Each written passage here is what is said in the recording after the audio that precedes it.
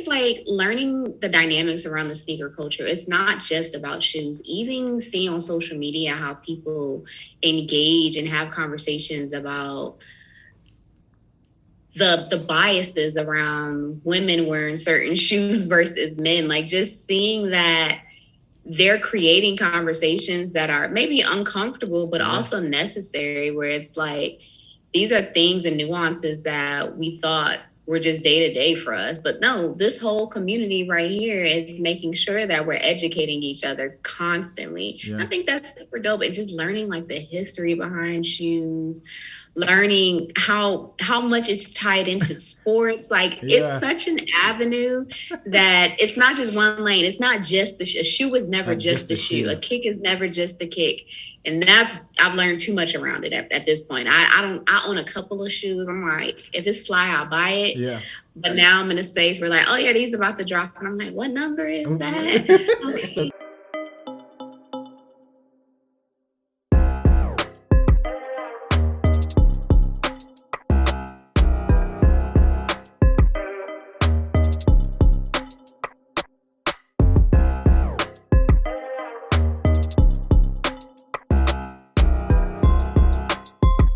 Yo, what's up, everybody? It's your boy back again with another episode of Big Boss Talk, the podcast. Listen, I have another top tier guest.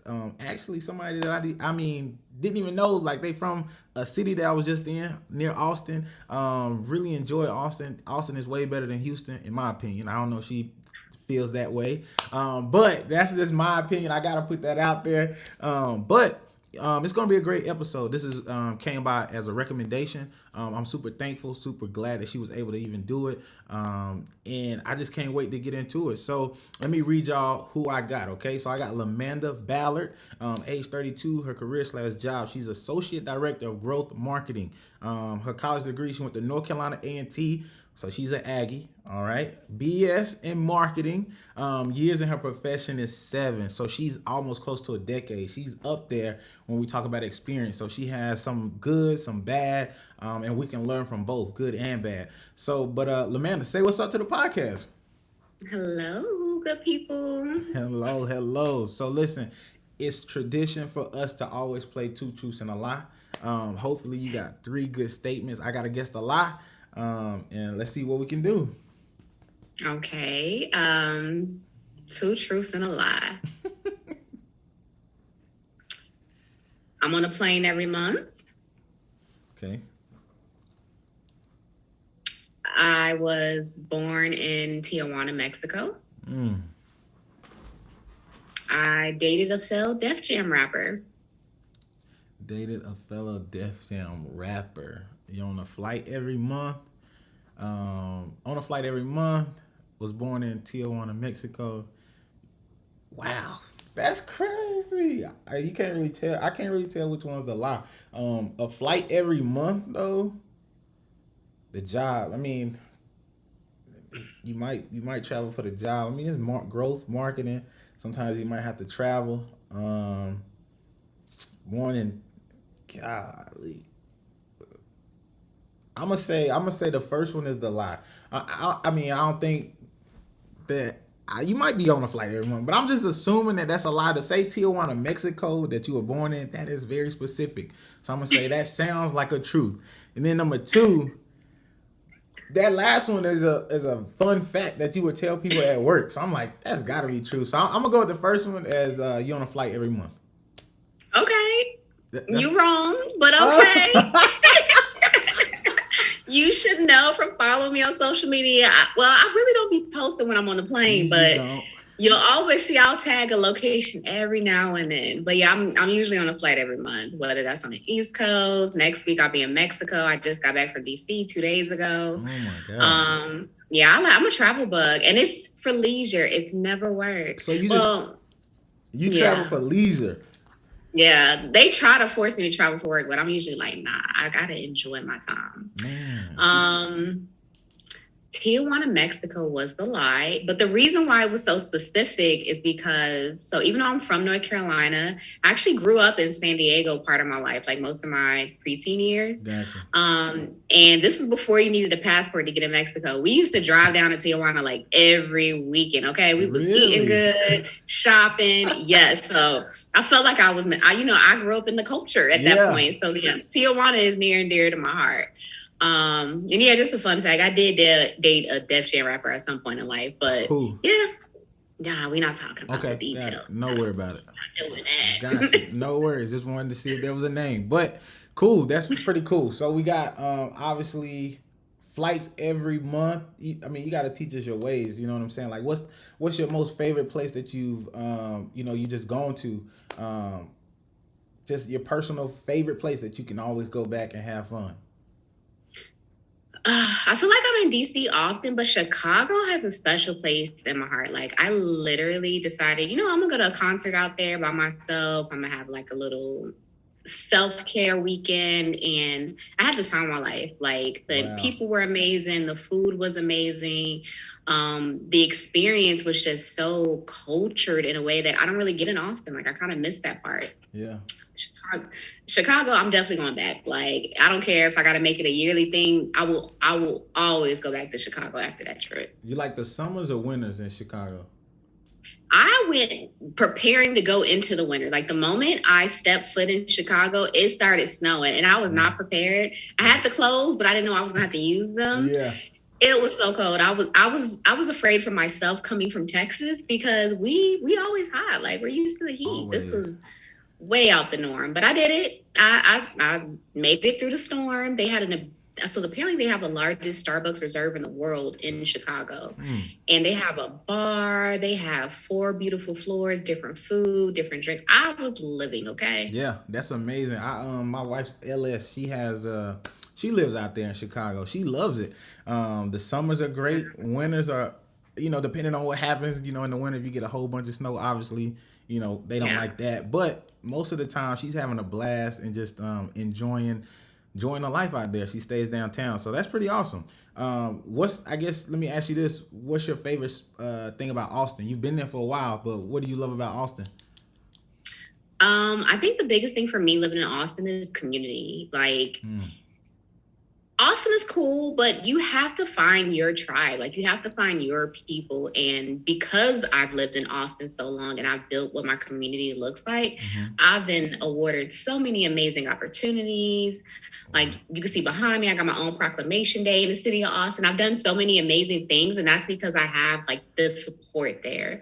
Especially when you move across to another state, living by yourself, no family in the state nearby, you need that community. So to have that here and to keep me here this long because of it, I love it. Man, that's amazing. I love Austin just as far as the vibes that you get.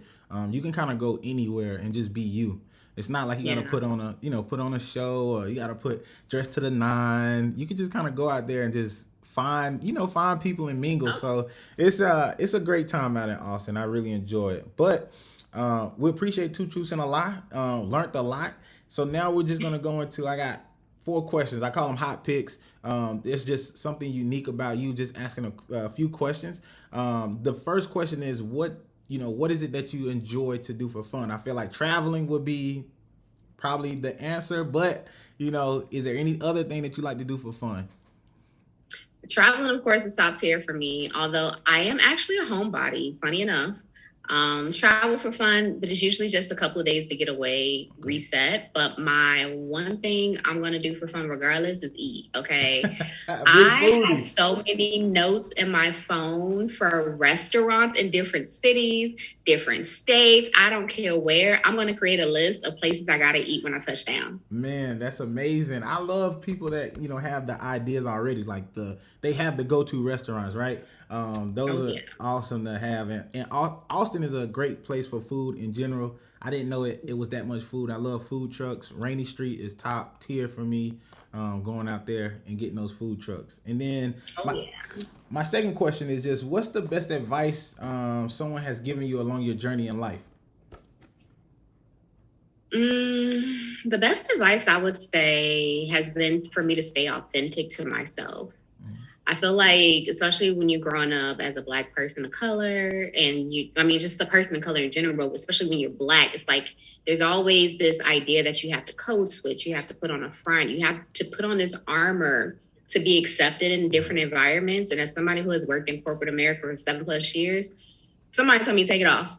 And the moment they told me to take it off, I've literally showed up in every space as the best version of myself, which is why I've been able to accelerate in my career. And when I feel like I'm stagnant, I know for sure that my time is up and it's time to seek new opportunities. But for some reason, every single time, there's something better waiting for me at the end. So telling me to stay authentic to myself has been the best thing ever, just because I can show up in spaces. I know I can contribute and add value to them without feeling the need to be somebody that I'm not. Right. And do you always feel like, I think that's a huge thing that, Black people do fight with, dealing with corporate America, or just being in rooms that they may feel a little bit uncomfortable in. But don't you find it funny that when you take the code switch off, people actually genuinely like you for you, the uniqueness of you, right? You were trying to, I guess, go in and be something that you were not, but just be you. I think it's kind of funny that you find that out, is that people genuinely like you for all the quirky things that, that you may do, or all the things about our culture that,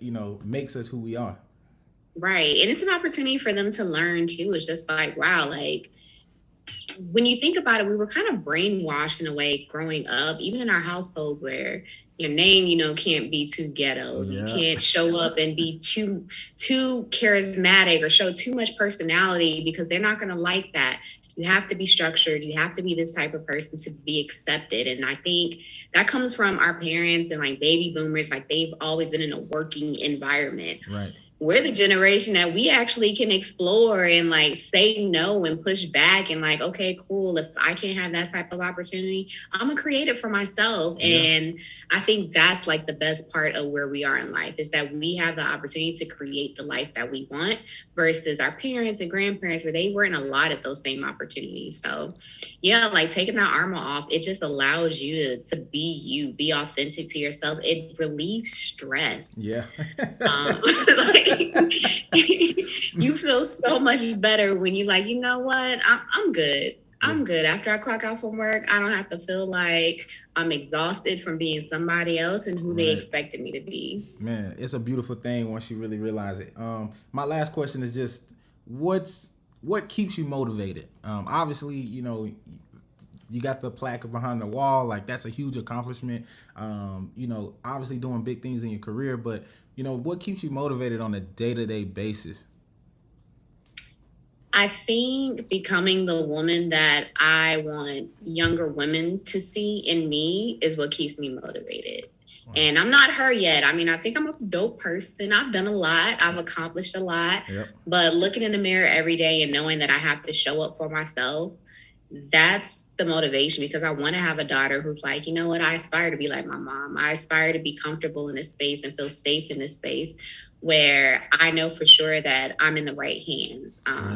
Yeah, I don't want to mishandle anyone. And I run a nonprofit, and it's like so many people come to me and they lean on me and they use me as a resource. I have to show up for them, and I can't do that if I'm not showing up for myself. So becoming that woman is my drive. Man, that's awesome. And so, you talked about being an example for younger women to, following those footsteps. Look at you as a role model. I want to go back to like your younger years. What did young Lamanda want to be, growing up? Are you doing what you thought you would be doing as far as like being an associate director of growth and marketing, or did you have different plans, different ideas? So the preteen Lamanda, the preteen Lamanda wanted to be a veterinarian. I'm 99% sure I was sticking to it, which is so strange. I was a very strange child. I tell people all the time, I used to harvest insects in my closet. No, you didn't. Silkworms and Pringle cans with sticks. I was a very interesting child. Okay. But funny enough, when I got to my teenage years, like I started to be introduced more into like the business side of things. And so I just knew I wanted to work in an office, and I knew, I wanted to have my own reports, and I want to do all these things in a corporate America world. right? And so I think I was kind of gravitating towards marketing and I didn't even realize it. But a lot of the organizations I volunteered with were around marketing. And so like the roles I was doing, public relations, helping them with creating graphics and getting the word out, like that was my thing. That was my niche. And so I just leaned in on it. Yeah, that's crazy. So a veterinarian, in the beginning, we wanted to deal with animals and things of that nature. Did you make the decision to change that? Was that like in high school? Was that going into college? Just because, for a lot of people, there's when we get ready to talk about what we want to do for the rest of our lives, sometimes we're very, okay, this is what I want to do. This is where I want to be at this time, this age, and things don't happen according to plan. And it causes sometimes if you're OCD like that, it causes depression. I talk to people a lot and they gotta get into depression states where they're not where they want to be in a timely fashion or doing what they thought they would. What was, kind of like, what was your, what was the switch from being a veterinarian to now getting into your niche? When was that? If I'm being transparent, I think having a mom who didn't like animals switched that for me. Because how I'm going to take care of pets and nurture them back to health, and my mom won't give me a dog. I didn't get my first dog until I was 31. It's like that was my first pet. So oh my God. Mom said it ain't gonna happen. It was a no for her. And so for years, I think I was kind of like, okay, if she don't like it, then I don't like it. Then I was like, well, why don't I like it? I never really explored what that looked like. So I bought a dog. I didn't like it, but he's still here. So, I mean, we cool now. We cool. We cool now. But yeah, I think like it was, I didn't get the chance to explore as much as I wanted to. Gotcha. And then I think at one point I was like, I wanted to do forensic science. So I was so adamant, watching too much CSI. I actually went to a forensic science camp, and the moment they was talking about dead bodies, I was out. That was not for me. I was like, I'm gonna stick to what I know, stick to what I'm good at, and marketing is it. So let me just volunteer in this space, which worked out in my favor in college. I got to do my first consulting project in North Carolina, where I helped a company get through their own award and pushing through their marketing methods. And so that was like really beautiful. I just got to tap in early and just decide what I wanted that in my career to look like. That's beautiful. And then what would be some good advice for someone that might be struggling to find their niche? What advice would you give someone to help them discover their niche, what they actually want to do in their life? Because I know that's a hard decision, even for me sometimes to this day. Like, I feel like I know what I want to do, but it's just like I have this vision in my head. I know where I want to go. I think I know what I want to do, but just how do I stick with the daily grind of doing it when the results or, I can't make a living off of it yet. You know what I'm saying? So how do you help, or what's some advice you would give somebody to help them find a niche and be passionate about something? Yeah, honestly, it starts with a pen and paper. Like, write down what do you like. And it sounds so cliche, but the reason why I say that, I have a friend of mine. She was very much like me, very corporate. We both graduated with marketing degrees, but she wasn't satisfied in her career. And so she wrote down like 6 things she knew for sure that she enjoyed. She enjoyed cars. She enjoyed traveling. Like she wrote down this list and just kind of stared at it. Well, what can I do? And so she decided, you know what, I'm gonna start selling cars. And it seems so like minuscule, like, oh, you want to be a salesperson? Right. But now she sells luxury cars and she travels around the world to make sure that cars are getting to their homes. So now she's shipping cars across the country. So write down what you're passionate about. What is it that interests you, big or small? Because you would be surprised what type of career you can make out of that.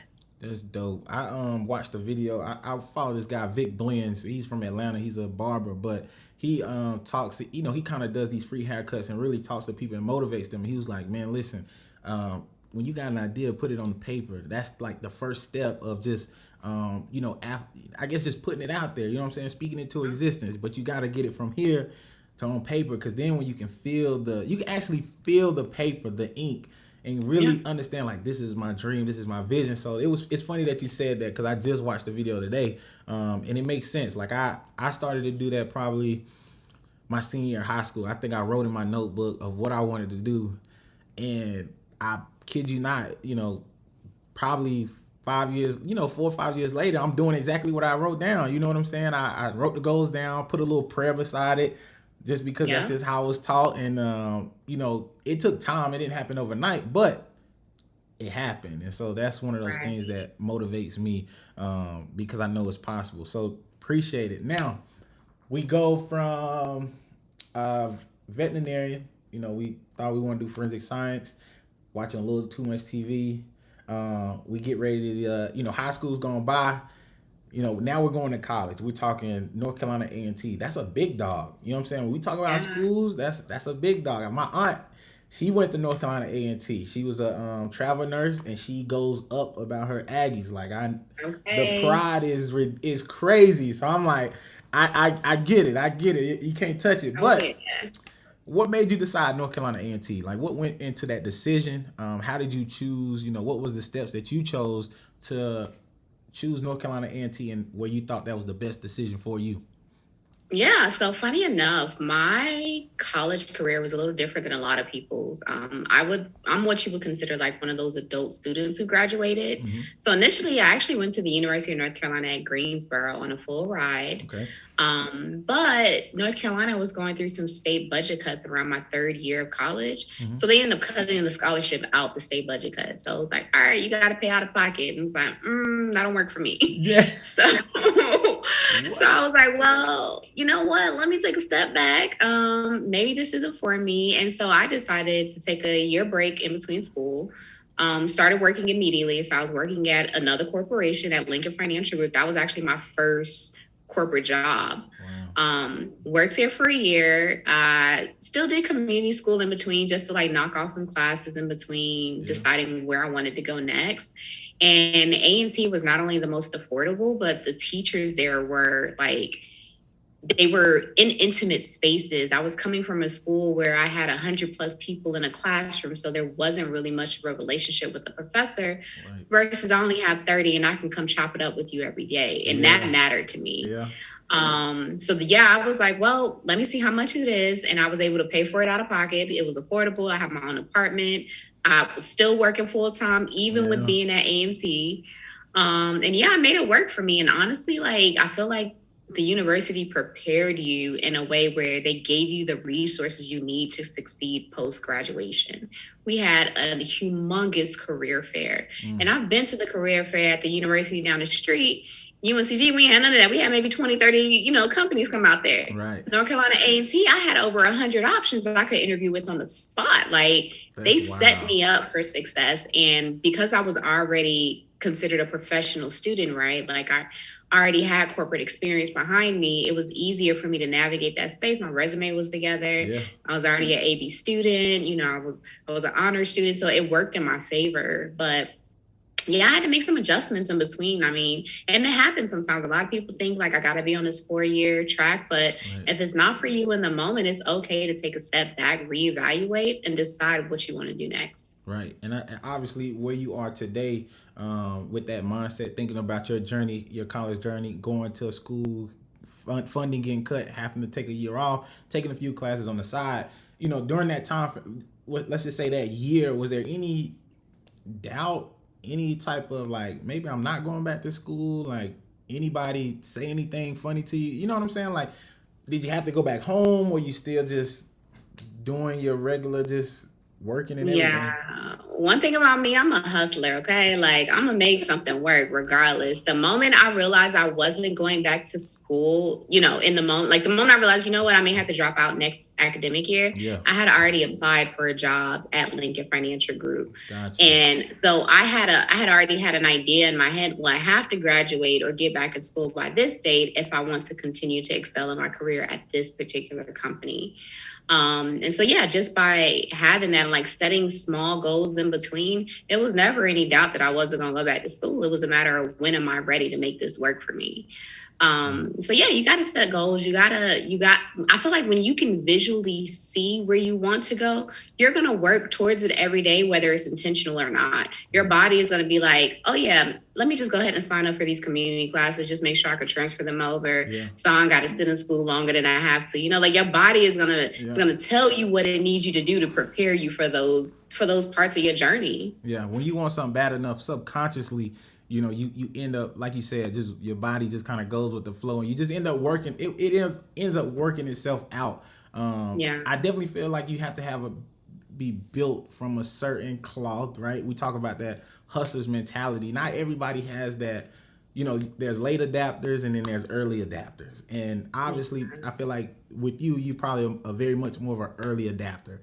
And so it's just, I try to help people because not everybody is an early adapter, but that doesn't mean you can't adapt. You know what I'm saying? So it's just like, how do you, build the habits to, put yourself in a good situation, a good predicament at all times, knowing your surrounding. I think it just comes with yourself personally. You just have to be, wise at knowing who you are, but then also knowing what you want to do. A lot of people walk around and some people don't know what they want to do, don't have an idea. And so that's important. Next is, we talked about obviously your time in school, North Carolina A&T, but I do want to highlight North Carolina A&T. What made their, how are they able to provide so many different resources for their students when you have a school right down the street that, might be bigger, but can't provide that many resources? What makes A&T the school? The alumni, because we come back and bring it back to our students. We want them to be in the positions that we're in. So we go back and pour back into those students. The career fair was filled with people at the table who already graduated from North Carolina A&T. And that's what you want your students to feel. Yeah. It was well fed. It was like, oh yeah, you're doing X, Y, and Z. Oh, I want to get you in this door. And that's what they do. And that's how they pour back. They donate money. They make sure their companies donate money. They support not only the university, but the particular schools that they attended to make sure that those students are well taken care of. Man, that's beautiful. So listen, for anybody watching, listening, North Carolina A&T, they got the resources. Like a lot of schools, you just got to do your research. But I've talked to people that went to North Carolina A&T, and like I said, they speak super highly of North Carolina A&T. The resources, like I talked to a girl, she was like, I went to the career fair. I had a job as soon as I graduated, and it was somebody from North Carolina A&T that was able to put me in the door, get me an interview, and I'm like, dude, like that's valuable. You know what I'm saying? Like there's people that can't get jobs after they graduate, and they go through this period in time where it's like, dang, I'm out for a year. I haven't found a job. I just spent X amount of money on school, but I don't have nothing in return for it. You know what I'm saying? Like what would you tell somebody, going through that time period? Like, do you have any advice? I don't know if that's, your particular journey or your story, but what advice would you give somebody that is graduated and they're fighting, for a job opportunity, but it's nothing has, came around? Like, what can they do to continue to put themselves out there? I feel like the hardest part about graduating and feeling like you got to go back to bottom tier jobs that don't align with your degree, is you have to hustle a little harder. You got to use your network. And people think, I don't know anybody, but a lot of people miss the fact that LinkedIn is right there. I've been using LinkedIn since the beginning of my college career. Every single job and freelance contract I've ever had has been because of a LinkedIn conversation. So that's letting you know, if you decide, you know what, I want to work at Nike, and Nike has 100+ recruiters sitting here on LinkedIn. Let me send them a message just saying, hey, can I take up 5 minutes of your time? This is where I want to go on my career. Can you help me get there? Yeah. That's their job. They're sourcers. That's what they do. They help place talent. You have to hustle. Yeah. If that means you got to make 50 connections a day and have a standardized message, just letting them know that you want to send them a $5 Starbucks gift card, whatever, just a coffee for your time. Back in the day, it was, hey, can I just take you out for coffee and have conversation with you? We all digital now, baby. I can send you a Starbucks gift card. Right. It's not that hard no more. Can I go ahead and, just buy you lunch and we just have a talk over Zoom? But you have to create those type of connections, like leverage what you have. LinkedIn is right there. And I get it. It's so many jobs. It's so many people, but that's why you have to narrow that down. Write out, where do you want to work? Like, what type of field and industry do you have in mind? Search it up on LinkedIn. See what the conversations are around that. Search recruiter next to that company. Make those connections. Like, you need to leverage everything that's right there in front of you. That's a huge gem. A lot of people, LinkedIn sometimes can be scary because it's so much, and they may look at the qualifications and be like, I don't reach all of these. You know what I'm saying? But a good advice that I always got is like, hey, shoot your shot anyway, because you never know. Exactly. And you never know when somebody will say, hey, I have another position in mind for you. That has happened to me so many times. Like, hey, I don't think this one might be a good fit, although I know you want it, but you're missing a couple of these qualifications. But I got this over here. So let me Yeah. see if I could tap you in there. We get you to where we want you to be Right. as far as another role and another opportunity. Like, people will make room for you, but you got to speak up. Yeah, that's amazing. Don't be scared of LinkedIn, guys. Like LinkedIn Uh, is a friend, and I just know from experience. Like I was scared at first, but you know when you like you said those generic messages, being able to reach out, like you gotta be a go getter. You gotta put yourself out there and just see where the chips fall. The worst thing that can happen is they just say no when you're in the same spot that you're already in. Or they can say yeah, and then now you got who knows, a 6-figure job, and all you did was shoot them a message and be like, hey, this is what I'm trying to do. I've never gotten a job from LinkedIn by applying for a job on LinkedIn. It has always been by making a connection and having a conversation. Come on now. That's a gem. We helping the people out. I like it. Okay. Yeah. Appreciate that. So now school's over. We graduated. Obviously, I want to know a little bit about, what you do now. You're Associate Director of Growth Marketing. What does that entail? What does a day-to-day look like for you? Give us that LinkedIn job description. Oof, I'm tired. I'm going to tell you that. It starts with I'm tired every day. So I am actually, of course, the Associate Director of Marketing and Growth at a sneaker trading company. Okay. So as you know, the app install business in general is like fairly new over the past decade. Like, yeah, it's a digital era, but it's so different than the type of marketing I'm used to. I come from financial tech. I come from software, SaaS solutions. Yeah. The stuff online is easy to navigate. And this is the first time it's like, oh, I actually got to figure out how to help us drive, more app installs and measure these, just have the data driven in a way where people on their phone all day is going to want to engage with our app. So It's so new for me, but it's super dope. I have the opportunity to manage a team right now, which is still growing. I'll probably have like maybe 8 to 10 people on my team by the end of next month. Yeah. Of course, I collaborate directly with my director of marketing and just making sure that the team has the right resources that they need, making sure that we're heavily focused on being data driven, whether that's through our social media or our website. A lot of projects that I'm pulled into is like making sure that on the back end, things are created correctly and set up correctly because the company may not have done it when they initially launched. So It's like me kind of going in and fixing everything, making sure that it's working so we can use it moving forward. Okay, cool. So then what's something, you talked about this is like the first time you had to really kind of go in and learn about how to, be good at what you're doing. What's something new that you've learned along your journey that you might have, you didn't know prior to, taking on this role? For one, the sneaker trading business is an actual business. Like I did not know people were that invested. Yeah. I see you have kicks on your walls. Listen, I'm not even invested like that for real. I'm all about the culture. Like I know what sneakers mean to culture. And I do like shoes only because, cliche. I just never could get shoes growing up. I always had to get the, kind of the low bottom tier shoe. I always was promised a Jordan, but couldn't really get them because they were still a little pricey. So now that I had gotten a little money, I was like, okay, I can get my own shoes. Treat yourself. That's it. Treat myself. But, I guess you can continue, to tell us like what's that new thing that you learned.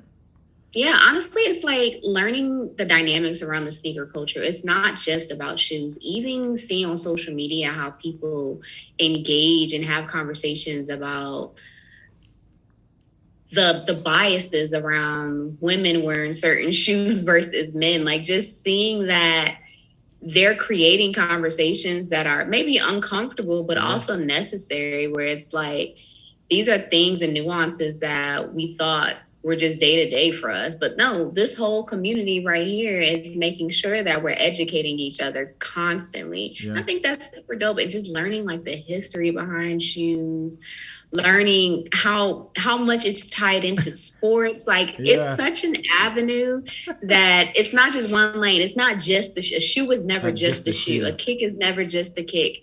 And that's I've learned too much around it at this point. I own a couple of shoes. I'm like, if it's fly, I'll buy it. Yeah. But now I'm in a space where like, oh yeah, these about to drop. And I'm like, what number is that? It's the 350 boost. Y'all want me to help you come up with a strategy? Okay, I got you. I got you. That's dope. Okay, cool. So I mean, pretty much you're a sneakerhead already, so you're good. But Allegedly. allegedly, I work with a guy. He has probably about 365 pairs of shoes. So, but the crazy thing about it is that he went from maybe 20. He went from 20 shoes in like 2018 to almost 250 within a year and a half time frame. Like he's addicted, and he's the type of person that will tell you the history behind the shoe.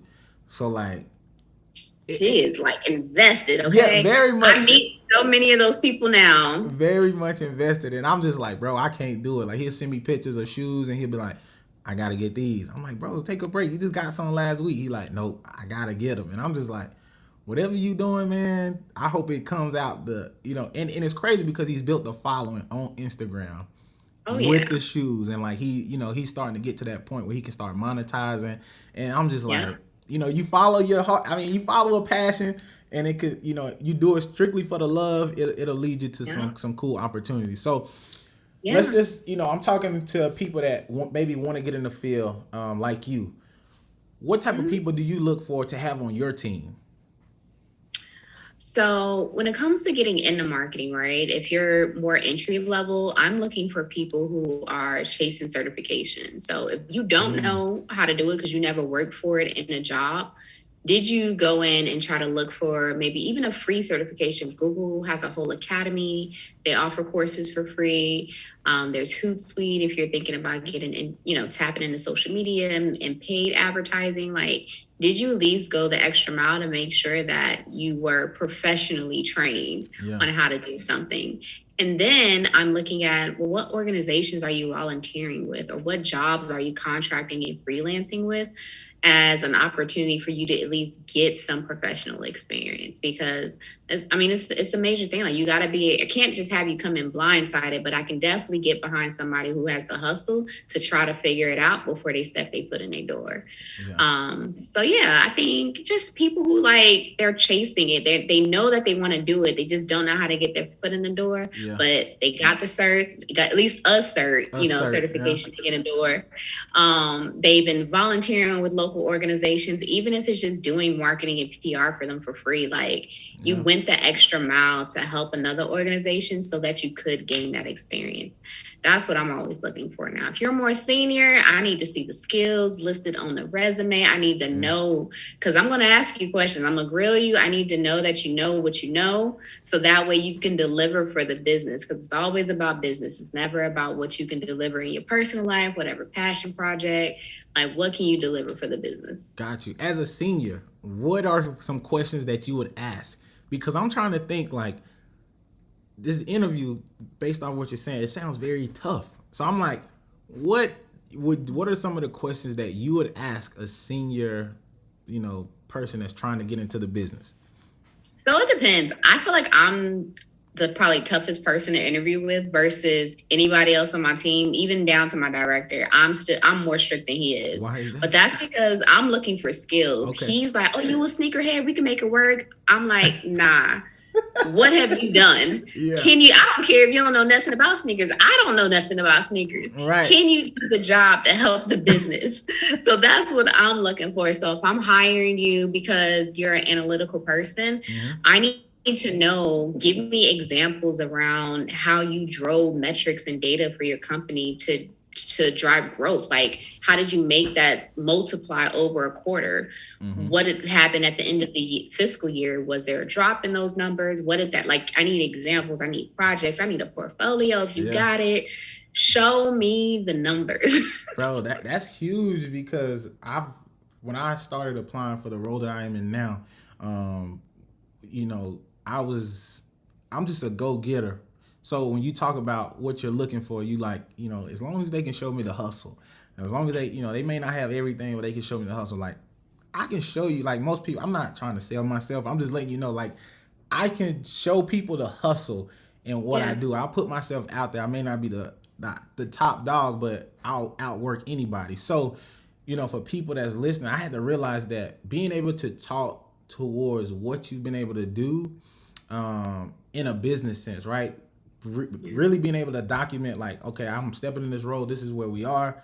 Having that plan, knowing that I'm not staying in this role forever, so I need to be documenting along the way to be able to have those examples when I get in front of somebody like Lamanda that's not playing around. I need to have, like, all right, listen, I started in this time. This is what we did over this course of that, and then having the procedures or the actionables of what you've done to make those numbers jump and being able to talk to that. I think a lot of people get into interviews and not knowing what those questions, or knowing that these are the questions that may come up. You know what I'm saying? Like, and I think people get so much anxiety behind interviews like that they go into them, they're nervous already, and then they're like, I wasn't prepared. Like, I just want to help people out as far as, like, you can do it. You just gotta know what's going on in that interview. So absolutely. And if you don't know anything else, know what's on your resume and know what's on that company's about page.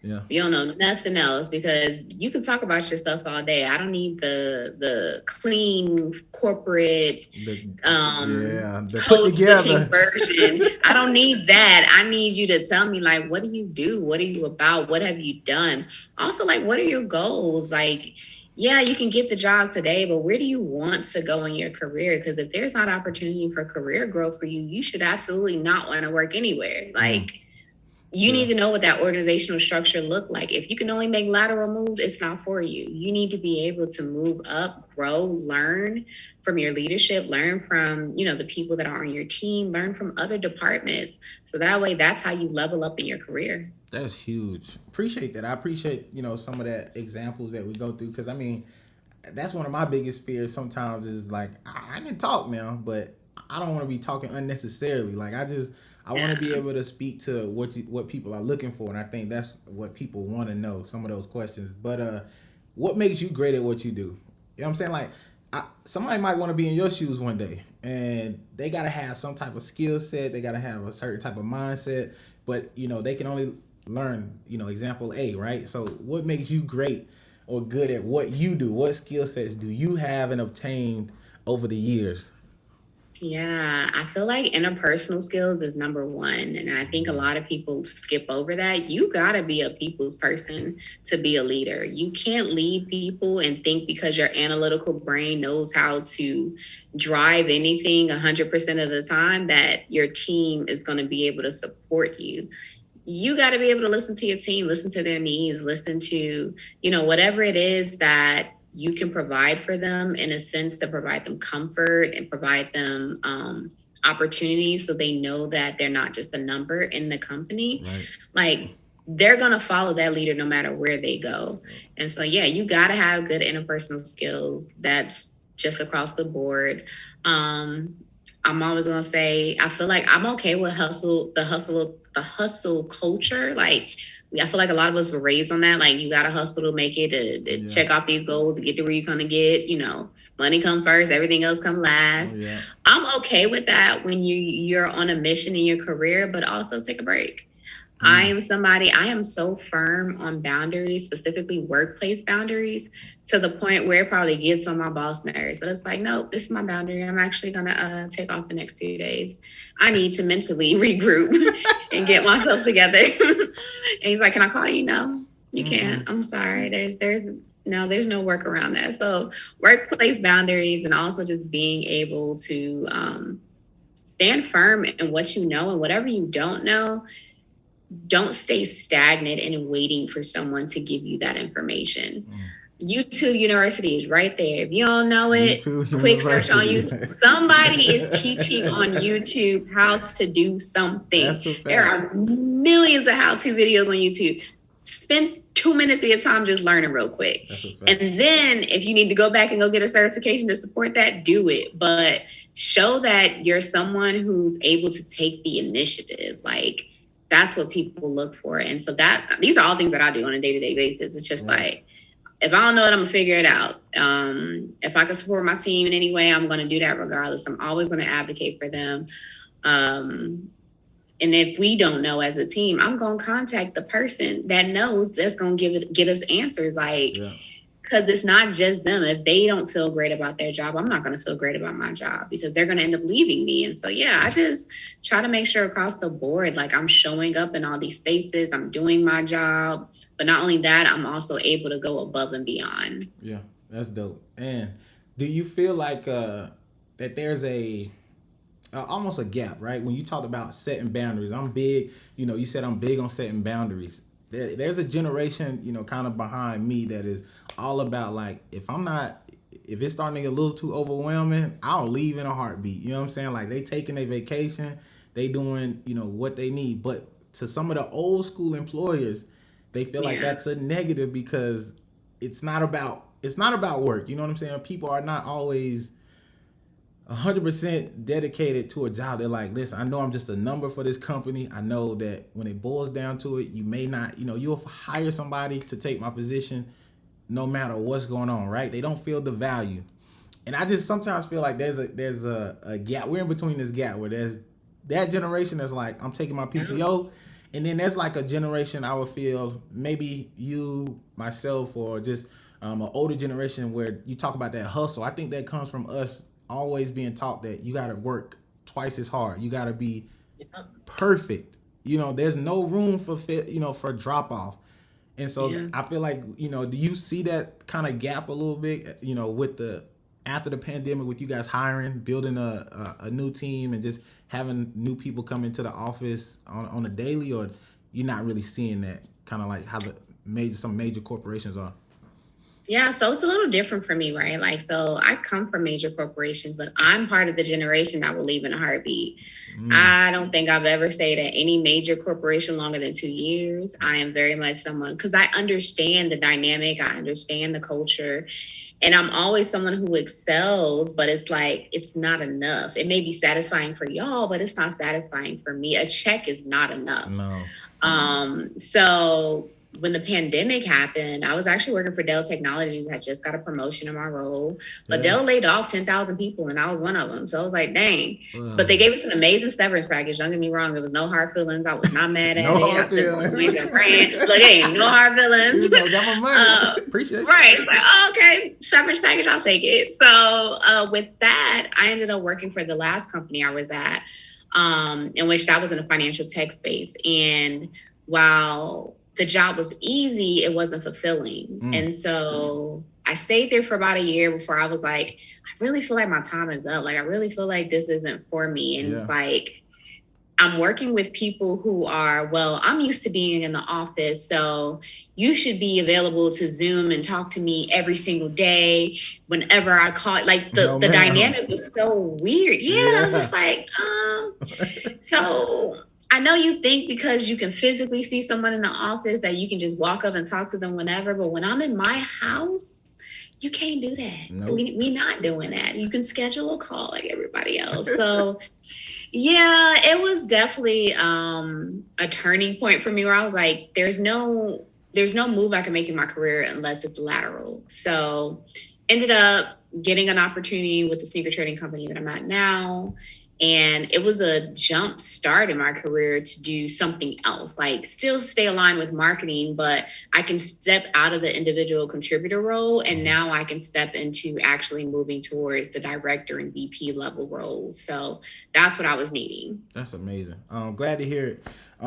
If you can believe it or not, we're coming up on a good hour of the conversation. And I'm telling you, like, I've learned a lot in this little, conversation, and just, I think it's going to help a lot of people. And I think what you said, nuggets that you tossed around, I think, some people are looking for those aha moments. Maybe they know, but they just haven't heard it the right way. That's going to make it click and be like, okay, I need to get off my butt. I need to get off this couch and get off social media and actually go get what I want, and go do the things that I've been wanting to do. And that, like you said, it starts with writing things down.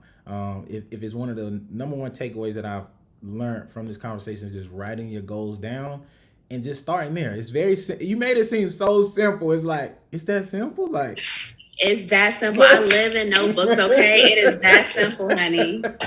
It's that simple. But do you do you love what you do? And if yes, why? Or if not, what, where do you see yourself at where you feel like you would love what you do? I feel like I love marketing, but also there's an alignment there, right? Like, I Mm-hmm. feel like when it comes to working jobs, you also have to have a passion. And so, my passion project, running my nonprofit, that's what drives me to perform and overperform at work. So, I can be the best version of myself at work every day because I have a passion project that I know is doing exceptionally well. And I built that and I Yeah. tested things out there in that space Yeah. so I can bring it to work every day. So, I love marketing.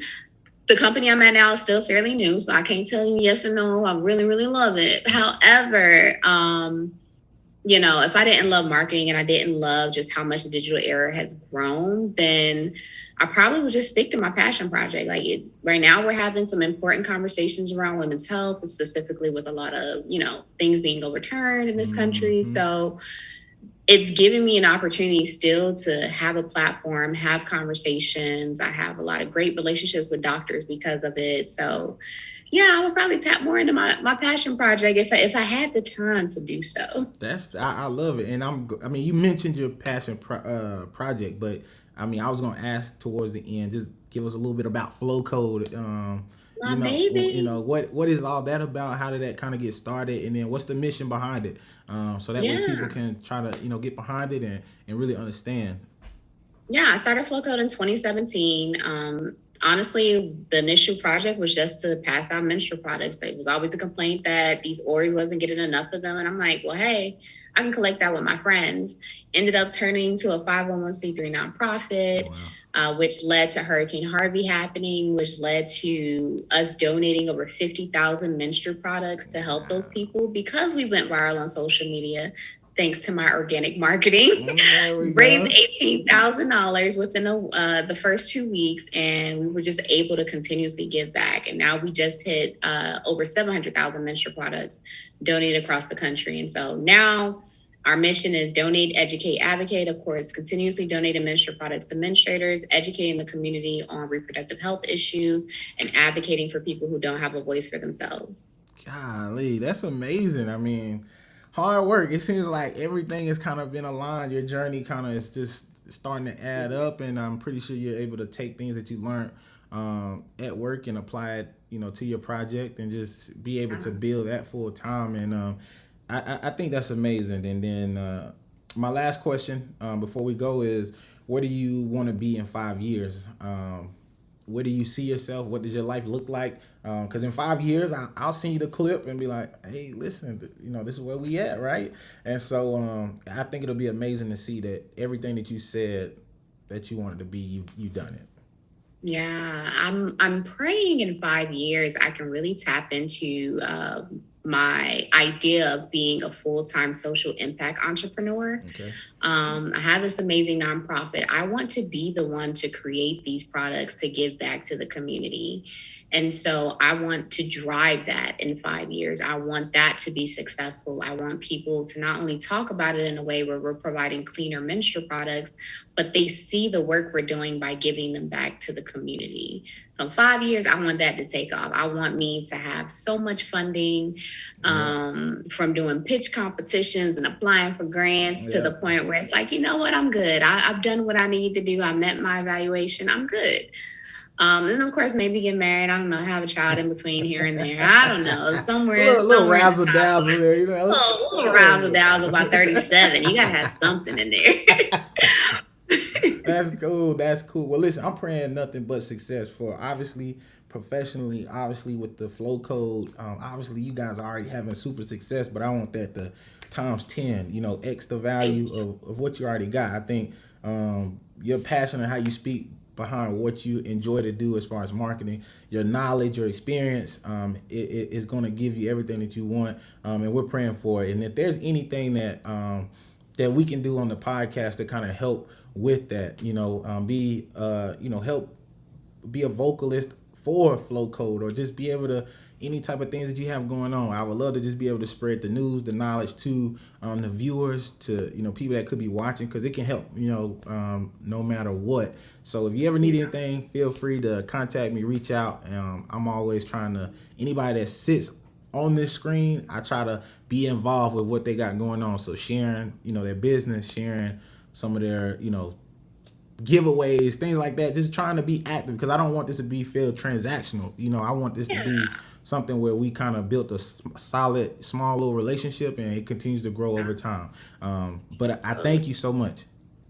Yeah, thank you for having me. Honestly, this was beautiful. So I'm glad I had this opportunity. Thank you. And then before you go, we just need a recommendation. That's how we keep everything going. If as many recommendations that you have, but I always just ask for one. Just somebody that you feel fits the mold of this podcast, that can definitely come on here, could give a lot of game knowledge, and just could be an exceptional guest for the podcast. Do you have anybody on the top of your mind, or I can give you time and you can just text, DM me or email me offline with the recommendation? I can think of somebody top of mind. His name is Courtney Hill in Nashville, Tennessee. He runs a nonprofit called Super Money Kids. So that already aligns with what you're doing. And he's focused on teaching children financial literacy. So I'll send you his Instagram. Definitely connect with him, because I think he aligns directly with what you're doing. Awesome. That'll be great. All I ask is that if you could text or talk, whenever you text, message Courtney, just say, hey, this guy's going to reach out. Yes or no, it doesn't matter, but that way it's a warm handoff, because I know DMs can get a little cloudy these days. But thank you so much. I'm going to let you have the rest of your day. Enjoy Austin. Man, I wish I was there, but enjoy it. Thank you for having me. Thank you so much. All right. All right, bye.